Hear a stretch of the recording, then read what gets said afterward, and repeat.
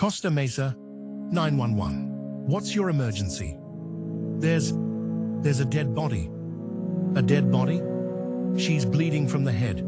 Please hurry. In the quiet coastal city of Costa Mesa, California, an Army veteran's father steps into his son's bedroom and freezes.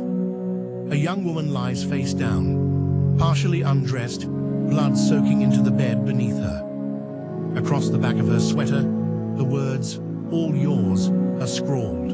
A tiara rests on her head. She's been shot twice. His son is nowhere to be found. The victim is identified as 23-year-old Julie Kibuishi, a bright, bubbly fashion student who had been tutoring 26-year-old Army veteran Samuel Hare. Julie's friends knew her as warm and generous, the kind of person who would drop everything to help someone in need. The text messages on her phone show Samuel asking her to come over that night, the tone growing increasingly desperate. Now she is dead, and he is missing. Police learn that Sam's car and passport are gone. His past makes him a person of interest. Years earlier, he'd been charged, though acquitted, in another killing. As a combat veteran, he's skilled with firearms. An all-points bulletin goes out, and detectives begin tracking his accounts. Withdrawals are being made at ATMs across the area, nearly $2,000 gone. But the surveillance footage is a twist no one expects. The person draining Sam's account isn't Sam. It's a teenage boy in a hoodie. The teen is 17-year-old Wesley Freilich, who says the card came from a man named Daniel Wozniak, a struggling local theater actor who lives in the same complex as Sam. In Sam's apartment, police have already found an invitation to Wozniak's upcoming wedding. They find Wozniak at his bachelor party. At first, he plays innocent, claiming Sam gave him the card for some kind of scheme. But when detectives mention DNA testing, his confident performance begins to crumble. Under pressure, and fearing his fiancée might talk, Wozniak begins to tell a story darker than anyone imagined. He says that on May 21st, he lured Sam to a local theater under the pretense of moving boxes. When Sam bent down, he shot him in the head. Sam didn't die right away. He begged for help. Wozniak fired again. He left the body in the attic of the theater and took Sam's phone.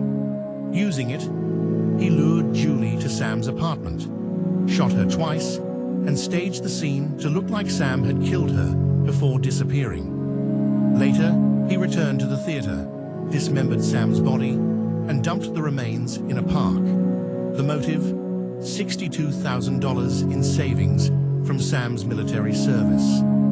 Wozniak wanted it to fund his dream wedding and honeymoon. The final break comes when Wozniak's own brother hands police a bag containing Sam's passport, bloody clothes, and the murder weapon. In 2015, Daniel Wozniak is convicted of 2 counts of first-degree murder. In 2016, he is sentenced to death. His fiancée, Rachel Buffett, is convicted of being an accessory after the fact. 2 young lives, one a veteran, the other a gifted student, destroyed for greed. Stories like this leave communities haunted, the families trapped in an endless loop of grief. Some cases are solved quickly. Others can take decades before the truth surfaces. And in some, the silence stretches so long it feels unbreakable, until the day it cracks.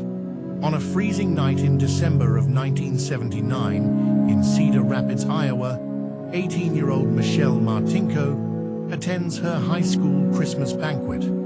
Afterward, she stops at Westdale Mall to look at a winter coat she's been wanting. Shoppers see her browsing alone. Hours later, her car is found in a far corner of the mall lot. Inside, Michelle is slumped forward, stabbed more than 20 times in the face and chest. Nothing has been stolen. This is not a random act. It's personal. Detectives collect blood, from the scene. Some of it Michelle's, some belonging to the killer. But in 1979, DNA technology is still in its infancy. The evidence is stored, waiting for a future where science can speak more clearly. The years turn into decades. Michelle's parents pass away, never knowing who took their daughter's life. By 2018, technology has caught up. Investigators turn to genetic genealogy, uploading the killer's DNA profile into public databases. A distant family match leads them to two brothers. Under surveillance, one brother, Jerry Lynn Burns, is seen sipping from a straw at a restaurant. The straw is collected from the trash. The DNA matches. Burns is arrested 39 years after the murder. In 2020, he is convicted and sentenced to life without parole. For the people of Cedar Rapids, justice has finally arrived, carried on the back of patience and science. But just as in Iowa, on the other side of the country, another family had been living in the purgatory of unanswered questions. On a sunny Saturday morning in November 1988 in Hayward, California, 10-year-old Michaela Garecht and her best friend ride scooters to a neighborhood market for candy and sodas. When they leave, Michaela's scooter is missing. She spots it behind a parked car and walks over to grab it. The driver's door swings open. A man lunges out, grabs her, and shoves her into the vehicle. In seconds, he is gone. Her friend's screams echo down the street. Witnesses describe the suspect as a white male in his 20s or 30s, dirty blonde hair, thin build, driving a faded gold sedan. Police set up roadblocks. Helicopters sweep the skies. But Michaela has vanished. Her mother, Sharon Murch, refuses to let her daughter's face fade from memory. She becomes an advocate for missing children, appearing on television, speaking at events, keeping hope alive for 32 years. In 2018, detectives re-examining the case find a chilling link. DNA from another abduction matches David Misch, a convicted murderer already serving time for multiple killings. Misch has long been suspected but never charged. Now, with the DNA and corroborating witness accounts, the pieces come together. Authorities believe Michaela was killed shortly after being abducted. Her body has never been found. In 2020, Misch is charged with her murder. He pleads not guilty. The case continues. From a Costa Mesa apartment drenched in deception, to a frozen Iowa parking lot where time held its breath, to a California street where a child's laughter was cut short. These stories are bound by a single truth. Justice may sleep, but it never dies. Advances in science, persistence in investigation, and the refusal of families to surrender to silence mean that even decades later the past can still be made to speak. They were daughters, friends, soldiers, dreamers. They were stolen by greed, by rage, by the worst of humanity. But when the truth finally arrives, it carries their voices, and it speaks for them.